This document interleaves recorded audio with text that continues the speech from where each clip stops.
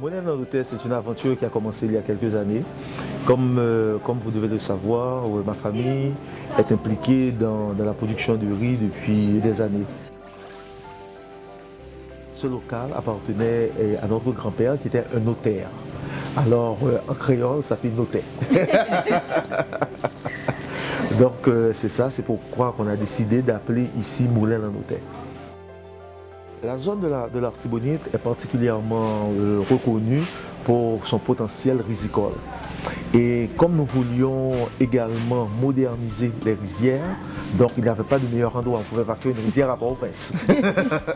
Donc il n'y avait pas de meilleur endroit de recommencer au niveau de l'Artibonite et particulièrement ici, parce que là encore, nous retournons vers notre grand-père, c'est parce que ici aussi, c'était à l'époque où il travaillait, c'est là où il réunissait toutes les récoltes.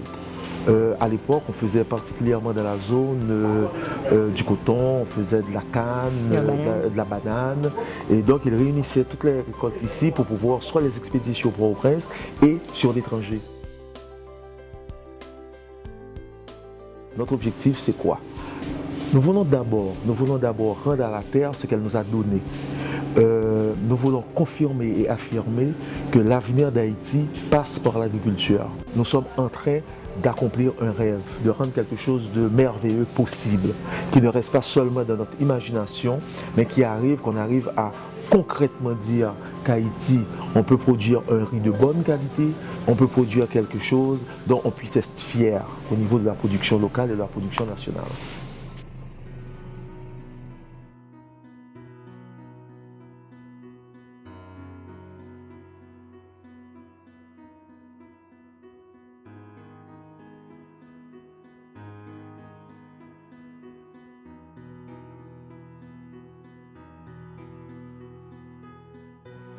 What attracted us with Moulin dans l'Hôtel, it is their location. They are located in Pont-Sondé, in the middle of a rice-producing region, and also we were very interested by the fact that they were very involved with the community.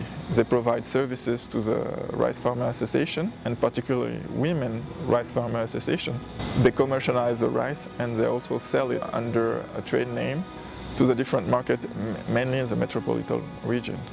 So by interacting with them, we were influencing the whole value chain. C'est risqué. L'agriculture, c'est pas facile ici. La production locale n'est pas facile. Mais il faut qu'on y travaille. Et on n'a pas le choix. Si par contre nous faisons du riz étuvé, le riz jaune, ce qu'on appelle le parboiled rice, il faut le laisser dans des bassins pendant 5 à 8 jours, dépendamment de la qualité du riz. Ensuite, sur les drums pour l'étuver.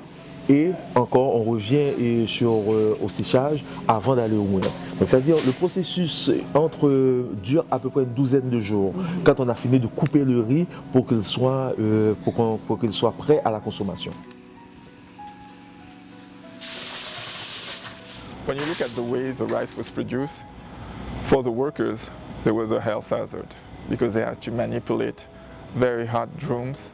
They were using wood as a fuel, so they were always adding woods, withdrawing woods in order to have the right cooking that they wanted. There was a lot of hazard. It was also hazardous for the consumer, and there was absolutely no control, there was absolutely no procedure.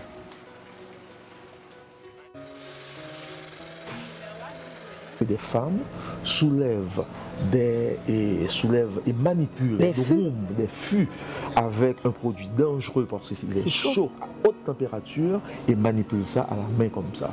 Ça a été la première fois que j'ai vu ça, je me suis dit mais c'est pas possible. Je me suis dit mais Charles, la première chose, tu dois résoudre ce problème parce que c'est pas normal que ça se passe toujours de cette façon-là.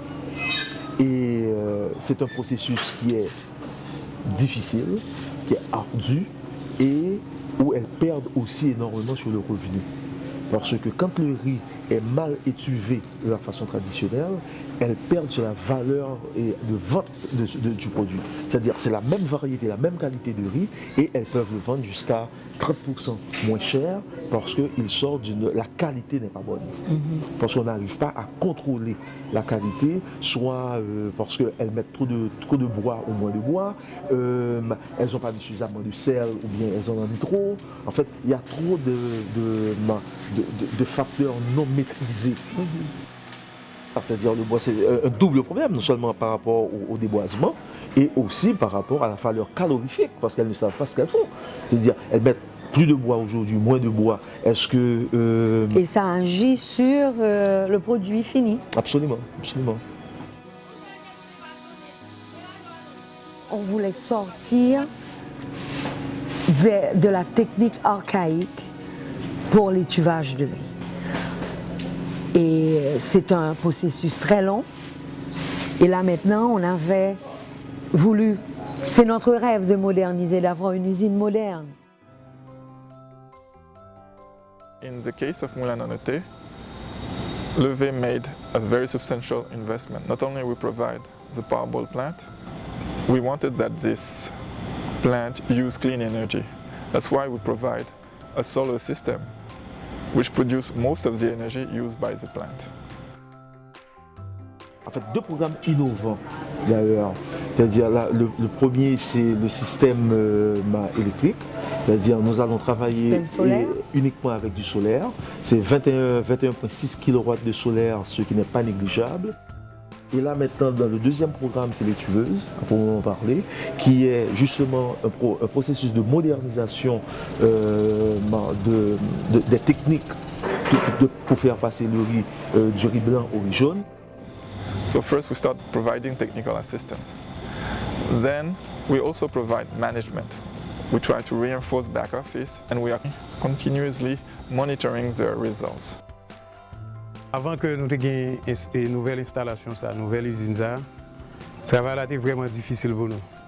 Mais avec une nouvelle usine que nous gagnons là, nous sommes capables de faire le travail là dans 8 heures de temps, dans 9 heures de temps, dans 10 heures de temps, selon les gens nous avons besoin de couler du riz.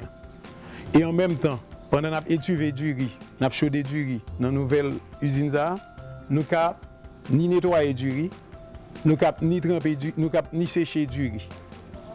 Pendant que nous finissons avec, nous préparons un doum, nous steam un doum du riz, nous avons droit à plein à remplir l'autre.